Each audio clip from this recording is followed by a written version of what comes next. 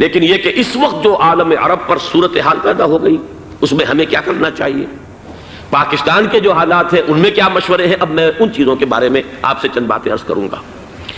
پہلی بات تو یہ ہے کہ مشرق وسطیٰ کے مسئلے میں اس کے پس منظر کو سمجھ لینا چاہیے۔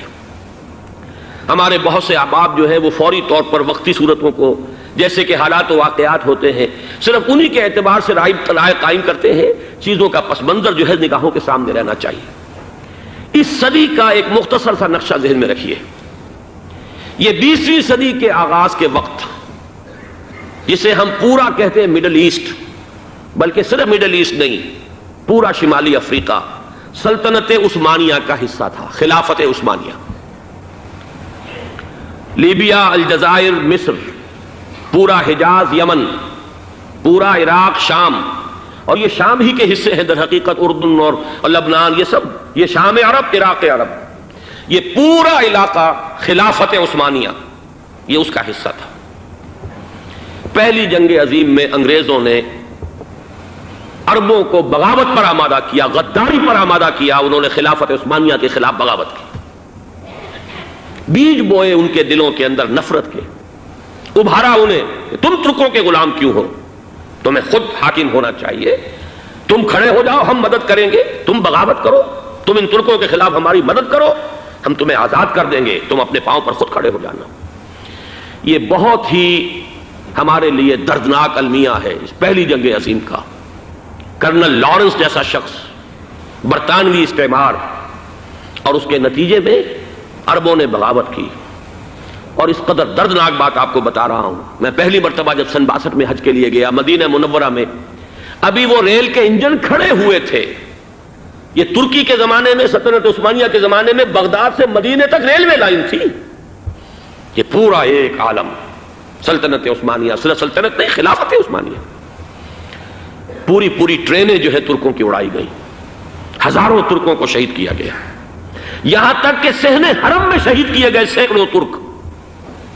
یہ جرم تھوڑے نہیں ہے، معمولی نہیں۔ آج جس کی سزا مل رہی ہے، معلوم ہونا چاہیے کہ وہ جرائم کون کون سے تھے۔ اب بھی جو لوگ گئے ہیں انہوں نے دیکھا ہوگا، ترکی کا قلعہ موجود ہے اوپر پہاڑی کے اوپر، حرم کا جو سب سے بڑا دروازہ ہے باب ملک عبدالعزیز، اس کے سامنے ایک لائبریری ہوتی تھی، اب تو غالباً وہ بھی گرا دی گئی ہے، اس کے پیچھے پہاڑی پر ترکوں کا قلعہ ہے پرانا، اس پر توپیں موجود تھیں۔ جب بغاوت ہوئی ہے، جو حرم میں آئے ہوئے تھے ترک فوجی، ظاہر بات ہے نہتے، وہ تو نماز پڑھنے آئے ہوئے تھے، ان کو وہاں ذبح کیا گیا ہے، اور ترکوں نے اپنی توپیں استعمال نہیں کی کہ کہیں بیت اللہ کو کوئی اذن نہ پہنچ جائے۔ بہرحال یہ غداری ہوئی ہے پہلی جنگ عظیم کے دوران، اور نہ صرف ترکوں پہ عربوں نے کی ہے۔ جیسا کہ میں نے کہا تھا، دو ہیں سب سے بڑے مجرم روئے ارضی کے اوپر امت مسلمہ کے طبقات۔ ہمارا پنجابی سپاہی بھی جا کر انگریزوں کی مدد کر کے ایلن بی کو قبضہ جو لے کر دیا بغداد کا، اس میں ہمارے مسلمان پنجابی سپاہی بھی شامل تھے۔ یہ خون چکاں باب ہے ہماری تاریخ کا اس صدی کا۔ لیکن اس کے بعد سلطنت عثمانیہ کے ٹکڑے ہو گئے، چیتھڑے ہو گئے۔ ایک انگریز نے لکھا ہے، یہ جملہ زہر میں بجھا ہوا جملہ، کہ تاریخ میں یہ بات ثبت ہو جائے گی کہ ایک انگریز نے اس سلطنت کے ٹکڑے کر دیے کہ جو عمر فاروق نے قائم کی تھی رضی اللہ تعالیٰ عنہ۔ یہ پورا عالم، یہ تمام علاقہ کس نے فتح کیا تھا؟ یہ بات ہاتھ بدل گئے تھے، پھر ترک آ گئے، خلافت عثمانیوں کے پاس چلی گئی، لیکن یہ سلطنت تو حضرت عمر رضی اللہ تعالیٰ عنہ کے زمانے سے چلی آ رہی تھی۔ اس کو ایک انگریز کرنل نے، اور اس نے بغاوت میں آمادہ کر کے عربوں کو اور ترکوں کے پیٹھ میں چھرا ڈھپوا کر ان کے ذریعے سے اور ٹکڑے کر دیے۔ لیکن جب جنگ ختم ہوئی، اب انہوں نے کہا کہ اب ہمیں آزادی دیجیے، تو اب انہیں معلوم ہوا کہ غداروں کو دنیا میں کیا ملتا ہے۔ ٹکڑے کر دیے گئے۔ یہ حصہ عراق یہ انگریز کے پاس رہے گا، شام کا یہ علاقہ یہ فرانسیسیوں کے پاس رہے گا، مصر پر انگریزوں کا تسلط رہے گا، لیبیا اطالویوں کے پاس رہے گا، لے دے کر یہ جو علاقہ تھا حجاز، چونکہ وہاں کچھ تھا ہی نہیں، بوادن غیر ذی زرع، یہ عربوں کے پاس چھوڑ دیا گیا۔ اس وقت جو بادشاہ ہیں شاہ حسین اردن کے، ان کے دادا سب سے بڑے غدار وہی تھے، لہذا ان کو اس علاقے کی بادشاہت دے دی گئی۔ اس کے بعد نجد سے ایک تحریک اٹھی ہے، وہ سعودی جو خاندان ہے وہ نجد سے اٹھا ہے۔ نجد میں اس وقت کچھ بھی نہیں تھا، وہ تو صرف ریت کے تودے تھے اور کچھ بھی نہیں، لہذا ادھر کسی استعماری قوت کو دیکھنے کی ضرورت ہی نہیں تھی۔ وہ تو بعد میں تیل برآمد ہوا اور اس کی حیثیت ہو گئی، اور یہ امارات کا علاقہ جو ہے اس کی دنیا میں اب گویا کہ یوں سمجھیے کہ جو سب سے زیادہ اہم علاقے ہو سکتے ہیں روئے ارضی کے نقشے پر، ان میں سے ایک وہ ہو گیا۔ لیکن یہ اس وقت کی بات میں کر رہا ہوں، کوئی حیثیت نہیں تھی، لہذا اس کو چھوڑ دیا گیا۔ یہ ہے تاریخی پس منظر، یہ لکیریں جو کھینچی گئی ہیں، یہ ایک ملت اسلامیہ کو جو قومیتوں میں تقسیم کیا گیا، پھر نعرے لگوائے گئے المصر للمصریین الشام للشامیین۔ اب شامی ایک علیحدہ قوم ہو چکے ہیں، مصری ایک علیحدہ قوم ہو چکے ہیں، عراقی ایک علیحدہ قوم ہو چکے ہیں۔ یہ ساری تقسیمیں استعمار کی پیدا کرنا ہے، اس کا کوئی تعلق اسلام کے ساتھ نہیں۔ اب ضرورت تو اس بات کی تھی کہ استعمار کے پنجے جب یہاں سے کچھ ہٹے، دوسری جنگ عظیم کے بعد ایک دور آیا، امریکہ ابھرا ہے دنیا کی عالمی سطح پر سیاست میں، اس کے ہاں کچھ آزادی کے تصورات تھے، اس نے بھی سپورٹ کیا۔ برطانیہ کمزور ہو چکا تھا، وہ اتنے بڑے علاقے کو اب ہولڈ نہیں کر سکتا تھا۔ ہندوستان بھی آزاد ہوا، پھر یہ کہ اور دوسرے علاقوں سے بھی اس کو پسپائی اختیار کرنی پڑی۔ استعمار کے پنجے جس طرح بھی ہوئے، ان کے سینوں سے، عربوں کے سینوں سے جو ہے گویا کہ وہ ہٹے، لیکن امریکہ نے ایک اپنی بہت بڑی حکمت عملی جو اختیار کی، عالم عرب کے سینے میں اسرائیل کا خنجر پیوست کر دیا، تاکہ یہ کبھی آزاد نہ ہو جائیں، ہمارے انگوٹھے تلے رہے، ہماری پالیسی گورن کرے۔ یہ استعمار کا دوسری جنگ عظیم کے بعد جہاں برطانوی استعمار، فرانسیسی استعمار رفتہ رفتہ یہ ہٹنے شروع ہوئے، صدر ناصر نے انگریزوں کو اٹھا کر پھینکا میڈیٹرینین میں اور دوسرے جگہوں سے، الجزائر نے آزادی حاصل کی فرانس سے، اطالویوں سے جو ہے لیبیا والوں نے آزادی حاصل کی، یہ ہو گیا، لیکن ایک خنجر پیوست کر دیا گیا اسرائیل کا سینہ عرب میں۔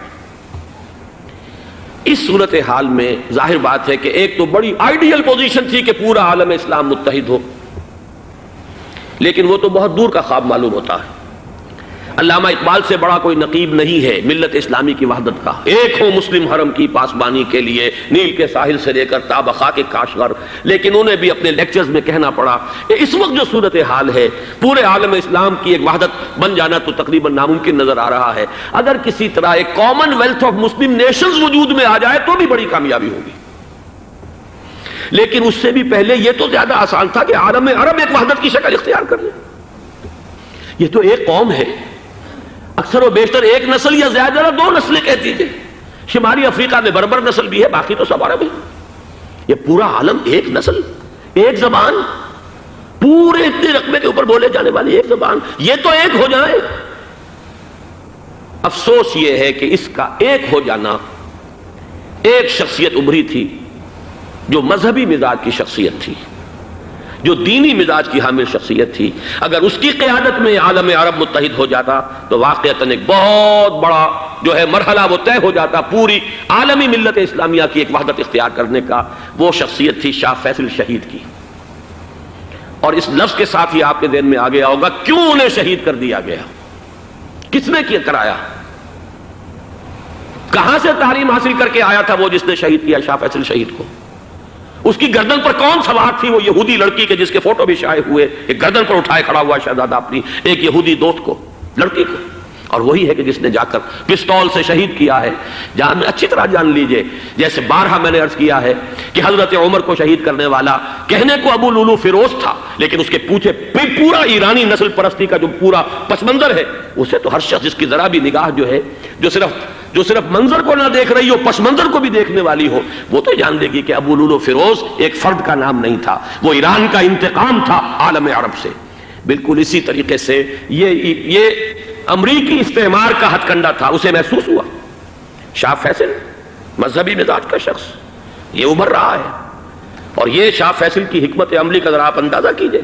لاہور میں سمٹ کانفرنس ہوئی، اس میں وہ آئے، سب سے ٹاورنگ پرسنالٹی پورے اس وقت عالم اسلام کے اندر شاہ فیصل کی تھی، اور وہ گویا کہ ایک بہت ہی جس کو کہا جائے کہ ایک بہت ایلڈرلی، ایک بزرگانہ ایک شخصیت جو ہے، اور انہوں نے اپنے دولت کے دروازے، عرب میں وہ مشہور تھے کہ نہایت خسیس اور بخیل انسان ہے، اس لیے کہ وہاں وہ خرچ کرتے تھے حساب کتاب کے ساتھ، لیکن ان کے خزانے کھلے ہوئے تھے عالم اسلام کے لیے، ادھر بھی مدد ہے، ادھر بھی مدد ہے، ادھر بھی کام ہو رہا ہے، ادھر بھی کام ہو رہا ہے۔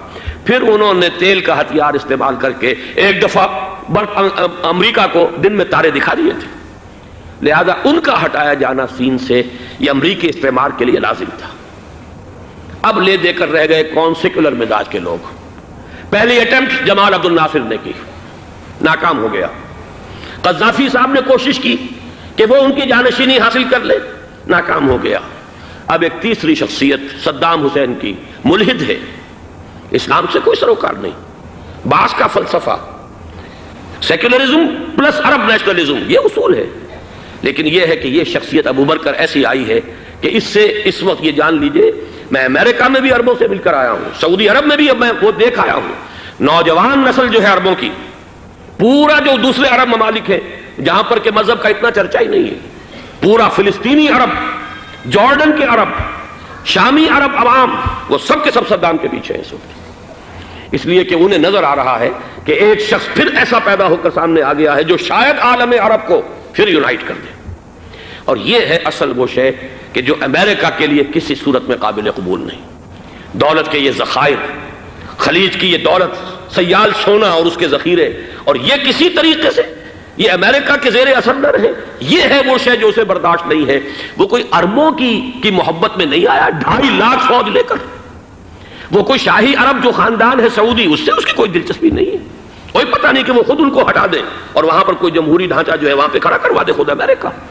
اس لیے کہ سعودی عرب میں دیکھ آیا ہوں، حالات اگرچہ ظاہر بات ہے کہ زیادہ گہرائی میں تو وہاں جانے کا موقع ہی نہیں ہوتا، بہت ہی مستبد حکومت ہے، لیکن صاف نظر آ رہا ہے کہ اس وقت دونوں طبقے نوجوانوں کے جو ہے وہ شاہی خاندان کے شدید خلاف ہو چکے ہیں۔ جو وہاں پر جدید مثقف طبقہ ہے، جدید تعلیم یافتہ، جو باہر پڑھ کر آیا ہے امریکہ میں اور کہیں اور وہ کثیر تعداد میں، اب وہ صاف سوال کر رہے ہیں کہ یہ billions and billions of dollars کے جو ہمارا خرچہ آتا تھا، ہمارے ہتھیاروں کے آرڈر جاتے تھے، وہ کہاں گئے؟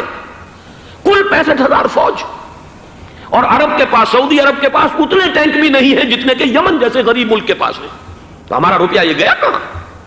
یہ ایک سوال ہے جو ہر شخص کے ذہن کے سامنے ہے۔ اب ہمیں اپنے معاملات کو خود سنبھالنا ہوگا۔ اسی طریقے سے جو مذہبی طبقہ ہے، اور وہاں ہے بڑی تعداد میں مذہبی طبقہ نوجوان جن میں بڑا جذبہ ہے، اور ان کا وہ جوش جہاد انہیں جہاد افغانستان تک لے کر آیا ہے۔ سینکڑوں عرب نوجوان یہاں جو ہے شہید ہوئے، اپنے ملک میں تو انہیں بولنے کی بھی کوئی امکان نہیں ہے، لیکن یہاں وہ جذبہ جو اندر اندر پروان چڑھ رہا ہے، وہ جذبہ انہیں لایا ہے، اور افغانستان کی سنگلاخ وادیوں کے اندر انہوں نے جام شہادت نوش کیا ہے۔ وہ طبقہ بھی شدید اب مخالف ہو چکا ہے کہ انہوں نے امریکیوں کو بلا کر، ان میں یہودی بھی ہیں، عیسائی تو ہے ہی ہے، یہودی ہیں، یہودی عورتیں ہیں، جو کچھ اب وہاں بے حیائی اور بے پردگی کے مناظر نظر آ رہے ہیں۔ یہ سرزمین عرب، میں نے امریکہ میں تقریر سنی ہے، اسنا کے جو فائنل ان کا ایک سیشن تھا، اسلامک سوسائٹی آف نارتھ امریکہ، جس میں میں مدعو کیا گیا تھا، اور اسی لیے میں نے یہ سفر کیا تھا۔ ایک نوجوان نے جو تقریر وہاں پر کی ہے، واقعہ یہ ہے کہ میں حیران رہ گیا اس کی جرأت کا۔ اس نے کہا کہ حضور نے فرمایا تھا کہ جزیرہ نما عرب میں 2 دین جمع نہیں ہو سکتے، اور آج شاہی خاندان کی صرف اپنی حکومت کو بچانے کے لیے امریکیوں کو اتنی بڑی تعداد میں بلا لیا گیا ہے، جن میں موبائل چرچ بھی ہیں، موبائل سینیگوگز ہیں، یہودی مرد اور عورتیں جو ہے دندناتے پھر رہے ہیں آج عرب کی سرزمین پر۔ لہذا جو مذہبی طبقہ ہے وہ اس پر شدید رد عمل جو ہے اس کے اندر پایا جاتا ہے۔ یہ حالات ہیں جو میں آپ کے سامنے چاہتا تھا کہ رکھ دوں۔ یہ وہ شامت اعمال ہے۔ ایک طرف یہ کہ وہ شخصیت جو ہے صدام حسین کی، وہ کوئی پسندیدہ شخصیت نہیں، لیکن یہ کہ اس شخصیت کو تقویت دینے والے بھی تو یہی لوگ تھے۔ انہیں خطرہ تھا ایران کے انقلاب سے کہ کہیں اسی قسم کا کوئی انقلاب ہمارے ہاں نہ آ جائے، لہذا انقلاب ایران کو ایکسپورٹ نہ ہونے دے، اس لیے انہوں نے اسی صدام حسین کو بلینز اور بلینز آف ڈالرز کی مدد دی۔ آج وہی ہے، عربی کی تو ایک کہاوت بھی ہے، سمن کلبک، یا کو لوگ اپنے کتے کو کھلا پلا کے موٹا کرو، کسی روز تمہیں کو کاٹے گا۔ آج وہ تو انہیں کاٹ رہا، لیکن یہ کہ اس کا جو علاج تجویز ہوا ہے وہ انتہائی خوفناک ہے۔ 2.5 لاکھ امریکی وہ استعمار کے پنجے جو بمشکل عالم عرب کے سینے سے جو گڑے ہوئے تھے اس استعمار نے، مشکل ہٹے تھے کہ ایک دم اب وہاں پر خبریں آ رہی ہیں، فرانسیسی بھی آ رہے ہیں، برطانوی بھی آ رہے ہیں، کہاں کہاں سے فوجیں آ رہی ہیں، اور وہاں پر 2.5 لاکھ تو صرف امریکن آرمی کا، اس میں تقریباً 1.5 لاکھ تو پہنچ چکی، اور جو بھی ہوگا وہاں پر جیسا کہ میں نے عرض کیا ہے اس قدر خوفناک سین ہے۔ میں نے بہت سے حضرات واقف ہوں گے، کئی مرتبہ میں نے حوالہ دیا ہے مولانا سید حامد میاں رحمہ اللہ کا۔ انہوں نے ایک دفعہ مجھے بتایا تھا کہ احادیث میں جو قرب قیامت کے حالات و واقعات کی پیشن گوئیاں ہیں، ان میں یہ ہے کہ وہ جو آخری جنگ ہونی ہے جو کہ دجال کے خلاف ہوگی مسلمانوں کی، اور جس میں کہ حضرت مسیح علیہ السلام کا نزول ہوگا جس کے سلسلے میں، اس سے پہلے ایک جنگ ہوگی بہت خوفناک، بہت خوفناک۔ اور عجیب الفاظ ان کے یہ تھے کہ اس میں ایک طرف مسلمان اور عیسائی اور یہودی تینوں ہوں گے۔ یہ بات سمجھ میں نہیں آتی تھی کہ مسلمان اور یہودی ایک جگہ کیسے جمع ہو سکتے ہیں۔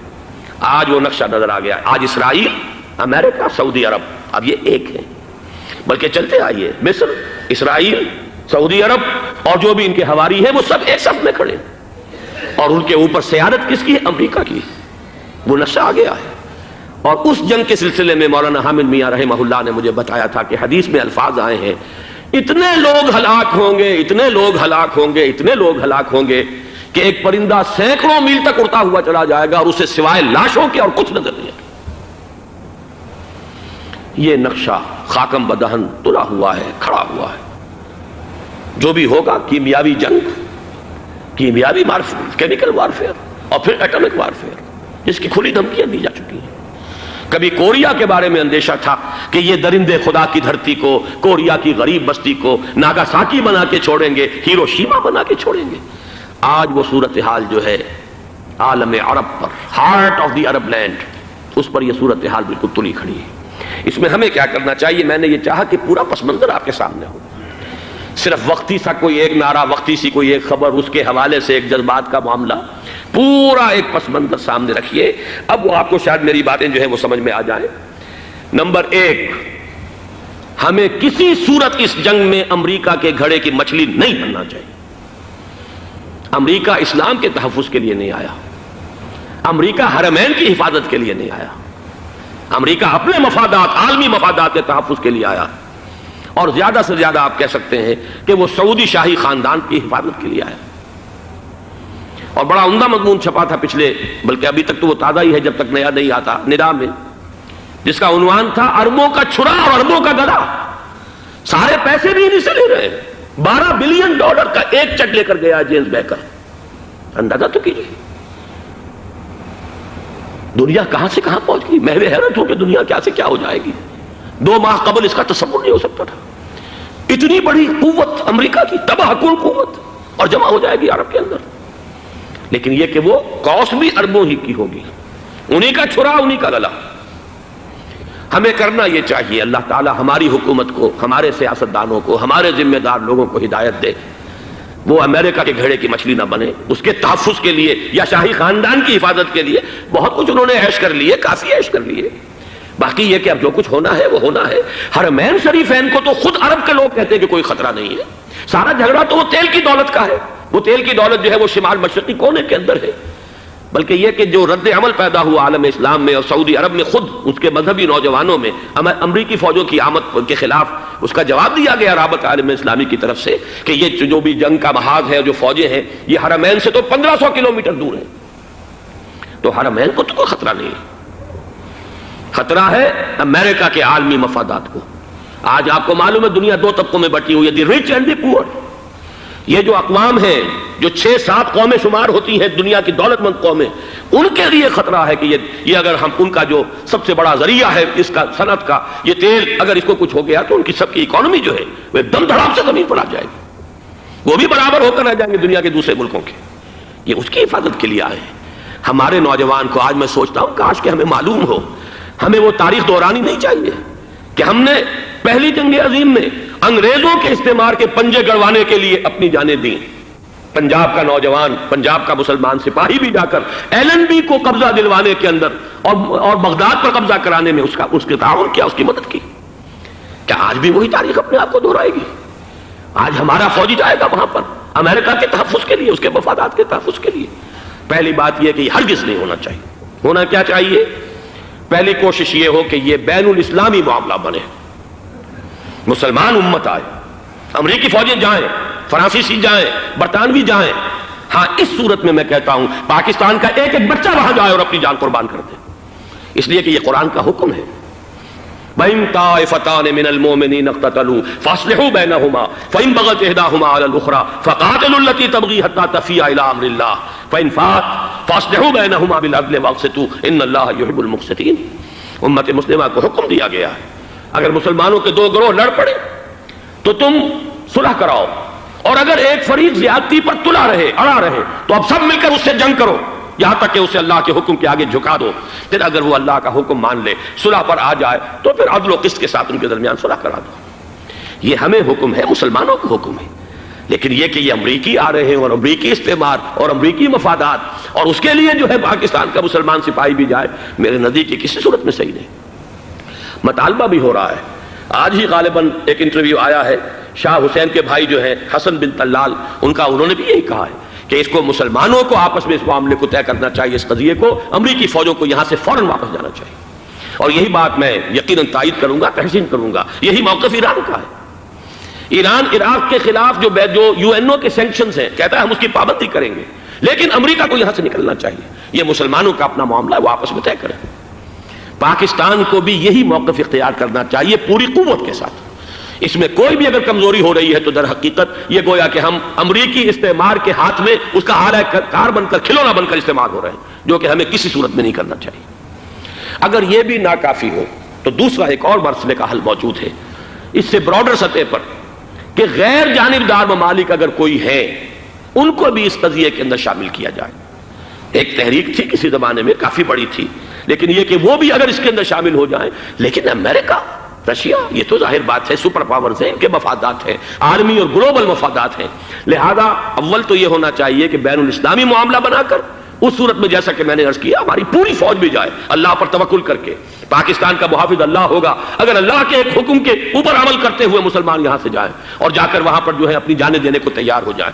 لیکن اگر یہ اس میں بھی کافی نہ ہو تو جو بھی غیر جانبدار ممالک ہیں ان کو بھی اس معاملے کے اندر شریک کیا جا سکتا ہے۔ بدرجہ آخر اگر پاکستانی فوج جائے، وہ صرف حرمین شریفین کے گرد و نواح میں ان کو ڈپلوائے کیا جانا چاہیے۔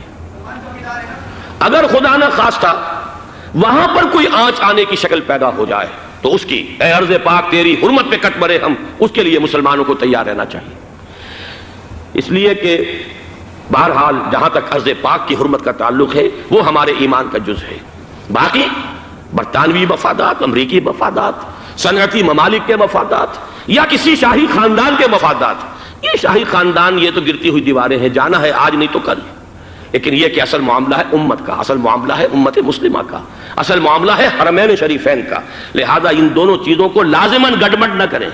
آپ حضرات کے علم میں ہے کہ اس سے پہلے ایران کی طرف سے بار بار مطالبہ ہوا کہ حرمین کو بین الاسلامی کنٹرول میں دے دیا جائے اور سعودی عرب کا اس کے اوپر سے جو انتظامی عمل دخل ختم کر دیا جائے۔ میں نے کبھی تائید نہیں کی، اس لیے نہیں کی کہ میرا مشاہدہ ہے، میں گیا ہوں بارہا، سعودی عرب کی حکومت نے چاہے خود بھی بڑے بڑے محل بنائے ہیں لیکن حرمین کی خدمت کے اندر بھی کوئی کمی نہیں کی، اس پر انہوں نے اربوں ڈالر اس پر بھی خرچ کیا ہے، اس کے اوپر انہوں نے اس حج کے انتظامات پر پوری حکومت جو ہے وہ اپنے آپ کو لگائے رکھتی ہے، لہذا اس اعتبار سے کوئی کمی کی بات نہیں وہاں پر آئی کہ جس کے لیے ضرورت ہو کہ ان کا عمل دخل وہاں سے ختم کیا جائے۔ لیکن یہ صورتحال اب جو پیدا ہو گئی ہے یہ بالکل مختلف ہے، اسے اس کے کانٹیکسٹ کے اندر دیکھا جانا چاہیے، اور اسی کے حوالے سے میں نے چند رائے آپ کے سامنے رکھی۔ اب آئیے پاکستان کی طرف، جو ہمارا اصل مسئلہ ہے، اس کے تو ہم سب سے بڑے ذمہ دار ہیں، اس کی بھلائی ہے تو، برائی ہے تو، اس میں خیر آتا ہے تو وہ بھی ہماری کوشش اس کے لیے ضروری ہے، اور کوئی شر پیدا ہوتا ہے تو اس کی ذمہ داری بھی ہم پر آئے گی۔ اس کے ضمن میں چند باتیں عرض کر رہا ہوں۔ شدید ترین خطرہ ہے، جیسا کہ میں عرض کر چکا ہوں، کہ بھارت حملہ کرے گا۔ مجھے تو تقریباً یہ رائٹنگ آن دی وال کے مانند ایک فیصلہ نظر آ رہا ہے، بلکہ آج میں کسی سے کہہ رہا تھا کہ اگر اب نہیں تو پھر کبھی بھارت حملہ نہیں کر سکتا۔ اس کے لیے سچویشن بالکل رائٹ ہے۔ 2 مرتبہ ایکسرسائز کر چکا ہے وہ، خاص ٹارگٹ بنا کر حیدرآباد کو، اور اس کے پیش نظر ہے سندھ میں جو بھی خلفشار ہے اسے اس کے علم میں ہے، جو بھی تصادم ہے۔ اب بھی اگرچہ اس وقت کی جو ہماری اندرونی سیاست ہے یہ اس کا کرشمہ سامنے آیا ہے کہ جی ایم سید صاحب کو ایگزونریٹ کیا جا رہا ہے، ان کو اب محب وطن کا خطاب دوبارہ دیا جا رہا ہے۔ وہ شخص کہ جس نے اسلام کے خلاف انتہائی زہریلی باتیں کی ہیں، وہ شخص جس کی کتاب اب پاکستان ٹوٹ جانا چاہیے، وہ لاکھوں کی تعداد میں ہندوستان سے چھپ کر آئی ہے، یہاں تقسیم ہوئی ہے، آج اسے سند دی جا رہی ہے۔ یہ ہے ہماری اندرونی سیاست کے کرشمے، میں اس پر تفصیل سے نہیں جانا چاہتا، لیکن اس شخص کی دیکھیے، وہ جو علامہ اقبال کا شعر ہے کہ بت کرے میں برہمن کی پختہ زناری بھی دیکھ، دیکھ کعبے میں شکست رشتہ تسبیح شیخ اور بت قدے میں برہمن کی پختہ زناری بھی دیکھ کہ نظر یہ آ رہا ہے کہ اس نے رہا ہوتے پہلا بیان یہ دیا ہے کہ ہماری پہلی ترجیح یہ ہے کہ پاکستان ٹوٹ جائے اور ہندوستان کے ساتھ ہم ایک انڈیپینڈنٹ اسٹیٹ کی حیثیت سے کنفیڈریشن قائم کریں، سندھو دیش confederation with India independent of Pakistan. پھر دوسری ترجیح بھی ہے، تیسری آخری ترجیح یہ ہے کہ پاکستان کو 5 ریاستوں میں تقسیم کر دیا جائے اور ایک لوز کانفیڈریشن ہو، بس اس کے سوا کچھ نہیں۔ 5ویں بھی وہ اردو والوں کے لیے نہیں، مہاجرین کے لیے نہیں، ان کے لیے تو ان کے پاس کچھ نہیں ہے۔ 5ویں بھی پنجاب میں سے کاٹ کر سرائیکی صوبہ بنایا جائے اور سندھ میں تو بہرحال اردو بولنے والوں کو سندھی بن کر رہنا ہوگا۔ یہ اس شخص کا رہائی کے بعد بھی بیان ہے جسے آپ سند دے رہے ہیں کہ وہ محب وطن ہے اور وہ غدار نہیں ہے، وہ پاکستان کا مخالف نہیں ہے۔ بہرحال یہ حالات جو ہیں انتہائی خوفناک ہیں ہمارے۔ آج کشمیر میں جو صورتحال ہے ہندوستان کے لیے انتہائی تشویشناک ہے۔ جو بدنامی اس کو مل سکتی تھی مل چکی ہے، اور یہ آپ نے دیکھ لیا وہ امریکہ بہادر جو 1.5-2 لاکھ آدمی لے کر پہنچ گیا سعودی عرب میں، اس نے انگلی تک نہیں اٹھائی ہے کہ کشمیر میں بھارت کیا کر رہا ہے۔ یہ ہے ان کی ڈبل سٹینڈرز، یہ ہے ان کی بے ایمانیاں کہ بھارت جو کچھ کر رہا ہے وہاں۔ آج اگر ظلم ہو رہا ہے کویت میں عراقیوں کے ذریعے، پورے ورلڈ ٹیلی ویژن پر، CNN پر، فلاں پر اور اخبارات میں، آج بھی ایک لمبا مضمون میں نے اخبار میں پڑھا ہے، لیکن یہ ہے کہ کشمیر میں کیا ہو رہا ہے کہیں تذکرہ نہیں ہو رہا۔ یہ ہے دنیا کے اندر دیانت اور امانت اور شرافت کا حال، اور بین الاقوامی سیاست جو ہے اس کے ڈبل سٹینڈرڈز۔ لہذا جو بدنامی بھارت کو آ سکتی تھی وہ آ چکی ہے۔ ہندوستان سے ایک نوجوان مسلمان صحافی دہلی سے آئے تھے، نئی دنیا ایک پرچہ نکلتا ہے اس کے طرف سے وہ دورہ کر کے گئے ہیں، مجھ سے بھی لاہور میں ملے تھے، تقریباً 1 مہینہ 1.5 مہینہ ہوا۔ ان کے الفاظ سن کر میں کانپ گیا تھا۔ انہوں نے کہا تھا کہ بھارت کی حکومت اس کے اوپر تلی ہوئی ہے کہ چاہے ایک اور آخری کشمیری کو بھی ہلاک کرنا پڑے، وہ کشمیر کے اندر کبھی بھی کوئی معاملہ جو ہے کشمیر کی آزادی یا کشمیر کو پاکستان کے لیے جانے کے لیے تیار نہیں ہے۔ کیا بگڑے گا اس کا؟ آپ سمجھیے کہ اگر 80-90 کروڑ قوم کی ایک قوم ہے، 1 کروڑ آدمی ختم کر دیں، ان کا دل تو جو ہے اس پہ دکھے گا نہیں۔ حال ہمارا یہ ہے کہ ہم تو کوئی چیلنج بھی نہیں کر سکے، ہم تو اپنی صفائی دیتے رہے کہ نہیں ہمارا کوئی ہاتھ نہیں ہے، ہم نے کچھ نہیں کیا ہے، ہمارا کوئی اس کے اندر عمل دخل نہیں ہے، بس یہی ہماری ڈپلومیسی کا شاہکار رہا ہے۔ یہ حال ہے پاکستان کا۔ لہذا بھارت کا وہ معاملہ جو ہے، میں نے جیسا کہ آپ کے سامنے مختلف فیکٹرز گنوا دیے تھے، اندرونی اس کی سیاست، اندرونی خلفشاں، وہ تو اب آ کر رہے گا۔ اللہ یہ کہ اللہ تعالیٰ کے قبضہ قدرت میں ہر شے ہے، وہ ٹال دے تو ٹال دے۔ مجھے اقبال کا وہ شعر یاد آ رہا ہے، تقدیر تو مبرم نظر آتی ہے لیکن پیران کلیسا کی دعا ہے کہ یہ ٹل جائے۔ ہم دعا کریں کہ یہ ٹل جائے وقت، لیکن یہ ہے کہ تقدیر مبرم نظر آ رہی۔ اس حالت میں ہمیں کیا کرنا چاہیے؟ نمبر 1 یہ کہ سب سے اہم شے ہے قومی یکجہتی، اور قومی یکجہتی کے اعتبار سے انتہائی خوفناک مرحلہ آ رہا ہے انتخابات کا۔ انتخابات میں تو کچھ نہ کچھ فساد، کچھ نہ کچھ دنگا، کچھ نہ کچھ ہنگامہ، ایک دوسرے کے خلاف کیچڑ، ایک دوسرے کے خلاف الزامات، بوچھاڑ، یہ تو بڑھتے ہیں۔ بھارت میں بھی قتل و غارت گری ہو جاتی ہے کچھ نہ کچھ۔ لہذا یہاں پر بھی پیر پگاڑا صاحب جو ہمیشہ سے کہتے چلے آ رہے ہیں فیملی پلاننگ، آج پھر ان کا جملہ آ گیا ہے کہ شاید اس انتخابات میں فیملی پلاننگ کے ذریعے سے کوئی بہت بڑا کام ہو جائے۔ پہلی بات تو یہ ہے کہ میں نے اب تک یہ کہا ہے کہ انتخاب کسی صورت میں پوسٹ پون نہیں ہونے چاہیے۔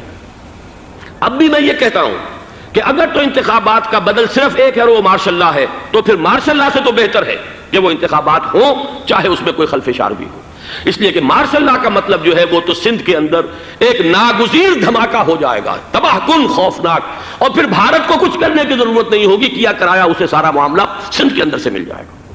ماشاء اللہ ہرگز نہیں ہونا چاہیے۔ وہ بات جو سن 80 میں نے 18 اگست 1980 کو کہی تھی ضیاء الحق مرحوم سے، آج پھر اسی بات کی میں تکرار کر رہا ہوں، اعادہ کر رہا ہوں۔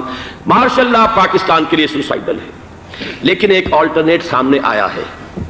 ایک تو پشاور ہائی کورٹ کا ورڈکٹ آ گیا، اور یہ کہ کچھ اور لوگوں کی طرف سے بھی باتیں آئی ہیں۔ 1-2 دن ہوئے ہیں، جنگ میں 2 اہم سرخیاں تھیں، اور وہ بڑے اونچے حلقہ جو ہمارا فوج کا اونچا حلقہ ہے اس کی طرف سے اگرچہ نام کسی کا نہیں تھا۔ ایک تو یہ کہ ماشاء اللہ یہاں کسی صورت نہیں لگے گا، دوسرے یہ کہ کوئی قومی حکومت کی تشکیل جو ہے اگر کسی طرح ہو سکتی ہو تو وہ اس وقت کا حل ہے، اور وہ اسی شکل میں ممکن ہے۔ اگر تو الیکشن آپ پوسٹ پون کرتے ہیں اور اسمبلیاں پرانی بحال نہیں کرتے، تو پھر تو اس کا مطلب یہ کہ ہمارا کانسٹیٹیوشن ایبروگیٹ ہو گیا اور اس کا آلٹرنیٹ سوائے ایک مارشل لا کے اور کوئی نہیں ہے۔ لیکن اگر صدر اسحاق صاحب ہمت کر لیں، ملک کے حالات کو دیکھ کر جو اس وقت صورتحال ہے، جو خطرات ہیں بارڈر پر، ان کو دیکھتے ہوئے یا تو یہ کہ عدالتوں کے ذریعے سے اسمبلیاں بحال ہو جائیں، اس میں حکومت زیادہ رکاوٹ نہ ڈالے، یا یہ کہ خود صدر اسحاق صاحب واپس لے سکتے ہو قدم تو واپس لے لیں، لیکن یہ کہ تمام پارٹیز سے یہ پہلے عہد لے لیا جائے کہ وہ ایک قومی حکومت کی تشکیل کریں گے۔ یہ وہ بات ہے، آپ کو یاد ہوگا مرزا اسلم بیگ صاحب، انہوں نے بالکل شروع میں سن 88 کے الیکشن کے بعد کہا تھا کہ نیشنل گورنمنٹ فارم کی جانی چاہیے۔ اس وقت تو کسی نے دھیان نہیں دیا، پیپلز پارٹی بڑے نشے میں تھی، اس کو خاص طور پر سندھ میں جس طرح کا واک اوور ملا تھا، اس کا ایک نشہ تھا اس کے دماغ پر، اس لیے وہ سوچنے پر تیار نہیں ہوئی۔ لیکن یہ کہ وہ جو ایک فارسی میں کہا جاتا ہے کہ ہر چے دانا کنت کنت نادا لیک بعد از خرابی بسیار، اب اس خرابی بسیار کے بعد بھی اگر عقل آ جائے اور ایک نیشنل گورنمنٹ بنائی جا سکے اور اس کے حوالے سے الیکشن کو پوسٹ پون کیا جا سکے، تو میرے نزدیک یہ رائے پوری قوت کے ساتھ دی جانی چاہیے، پیش کی جانی چاہیے، اس لیے کہ الیکشن اس وقت جس خلفشار کا سبب بن جائے گا، ذریعہ بن جائے گا، اس کو تو گویا کہ اور بھارت کے جو گھناونے عزائم ہیں ان کو اور تقویت دینے کا سبب اور ذریعہ بن جائے گا۔ دوسری بات یہ، اس قوم کے اندر جذبہ جہاد، وہ ڈیفینسو جہاد، دفاعی جہاد، جس کے بارے میں کوئی دو رائے نہیں ہو سکتی کہ اس کے لیے جو جان بھی دی جائے گی وہ شہادت کی موت ہوگی، اس لیے کہ حضور کی حدیث ہے من قتل دون مالہ فہو شہید، جو شخص اپنے مال کی حفاظت کرتے ہوئے مارا گیا مسلمان وہ شہید ہے۔ تو ظاہر بات ہے کہ اپنی آزادی کا تحفظ جو ہے وہ مال کے تحفظ سے زیادہ اہمیت رکھنے والی شے ہے۔ ایک جذبہ جہاد پیدا کیا جائے اور ایک پیپلز آرمی یہاں پر کھڑی کی جائے، عوامی فوج۔ فوج صرف نہیں کر سکے گی تحفظ جب تک کہ پوری قوم جو ہے وہ فوج کی شکل اختیار نہ کر لے، لیکن ظاہر بات ہے کہ اس کا بھی امکان اسی صورت میں ہوگا جبکہ کوئی ایسی حکومت وجود میں آ گئی ہو کہ جس میں وہ اپوزیشن اور گورنمنٹ کا جھگڑا جو ہے وہ اوپر نہ چل رہا ہو، وہ آپس کی محض آرائی نہ ہو، تبھی کوئی پیپلز آرمی جو ہے اس کا تصور جو ہے سامنے آ سکتا ہے۔ اللہ تعالیٰ توفیق دے کہ ہم اس کو بھی کر سکیں۔ آخری بات، آج میں سوچ رہا تھا کہ حضور کو اللہ تعالیٰ نے 2 تلواریں دے کر بھیجا تھا۔ ایک تلوار قرآن، جاہدہم بہی جہادا کبیرا، اے محمد یہ ہے آپ کی تلوار، اس کے ذریعے جہاد کیجئے، قلع قمع کیجئے جاہلیت قدیمہ کا بھی، قلع قمع کیجئے جاہلیت جدیدہ کا بھی، اور یہ بے یقینی کو رفع کیجئے، ایمان پیدا کیجئے۔ یہ ہے کہ جو آج ہمارے پاس وہ جہاد بالقرآن کے حوالے سے ہے۔ اور دوسرا ہتھیار تھا دین حق، هو الذی ارسل رسولہ بالہدی ودین الحق لیظہرہ علی الدین کلہ۔ وہ نظام عدل اجتماعی، وہ جو واقعہ یہ ہے کہ اگر اس کا نمونہ دنیا کو دکھا دیا جائے تو پوری دنیا اسے قبول کرے گی، اس لیے کہ دنیا تو پیاسی ہے، دنیا مختلف نظاموں کو ٹرائی کر کے تھک چکی ہے۔ اس نے جمہوریت کا تجربہ بھی کر لیا ہے جس نے سرمایہ داروں کی آمریت کی شکل اختیار کر لی، دنیا نے کمیونزم کا تجربہ بھی کر لیا ہے، وہاں سے بھی پسپائی اختیار کر رہی ہے نوع انسانی، لیکن یہ کہ وہ نظام عدل اجتماعی تو ہمارے پاس تھا۔